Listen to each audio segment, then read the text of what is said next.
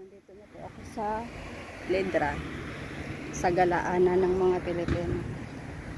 Aga pa oh.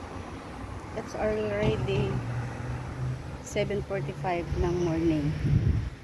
Aga akong umalis sa bahay dahil nga hinahabol ko yung first mask. Hindi pa siya hindi pa siya masyadong masakit yung init. Pero pag mamaya na, sobrang init na. Diyos ko, mga alas 12 hanggang alas 6 ng gabi. Sobrang init as in. Pero ngayon, engine wala pa oh. Wala pang katao-tao, diba? Init pa ang mundo. Pero mamaya to, mag-start ng alas 9 ng umaga. Wala na. Siksikan na dito.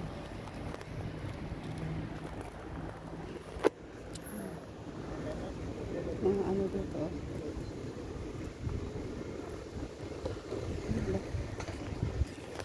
Tahimik pa ang mundo. Ako pa lang ang nanggugulo. Ngayon dito guys, dadaan tayo dito sa maraming mga kalapati. Yan mga kalapati. Ang cute na mga kalapati.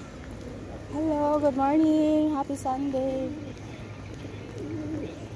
Ang dami, pwede magdampot nito ng isa para barbecue. Hello. Hello. Ang dami. Diba oh, ang cute oh. Ay, pinapakain sila. Din dito sila sa puno oh, nakatira. Pinagtitinginan ako ng mga tao. Ngayon lang ata nakakakita ng kalapati.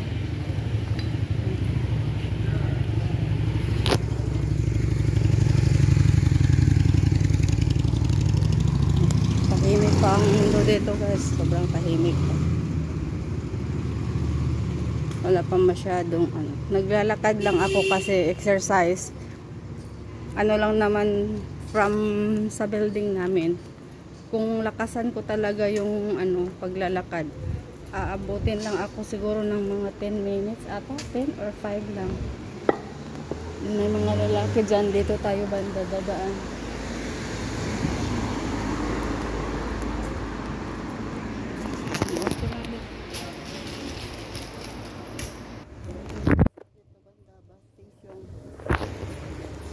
Dito na banda yung may mga Filipino market. Subukan ko dito dumaan kasi baka may pandesal ba. Bibili tayo ng pandesal. Diyan ang banda bus station. May mga taxi. Bili ako ng pandesal. Saglit. Dito yung mga bus station. Aray, dito pa ako nakabangga. Nabanggaan ko pa yung kahoy.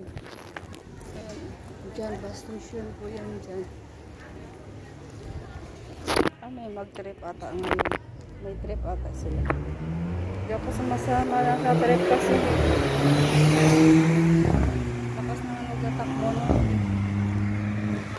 Nakakapagod din pag palaging sumasabay sa trip. Tapos ang layo ng biyahe. Madali akong nahihilo sa mga lakad-lakad. Tulad ng last na sumama ako ng trip nila. Nung nagpunta kami ng Turkey, Diyos ko, umabot ng 3 hours yung biyahe dyan sa bus. Wala na, hilong-hilong na talaga. Tapos dito, may mga biryani rice. Pag namimiss kong kumain ng biryani rice, pumupunta ako dito. Pero iba talaga yung kumbaga yung expert na gumagawa ba. India din naman yung tagaluto dito. Ewan ko, may something na ba lasa. Ito may biryani rice, chicken pasta dyan. Okay na lang din. Lapit na tayo sa katotohanan. Gusto kong magbili ng kakanin. Bili tayo ng kakanin. Ano ko kay ate, o aray ko, muntik pa talaga akong nadapa, oh. Hindi ko napansin yung daan.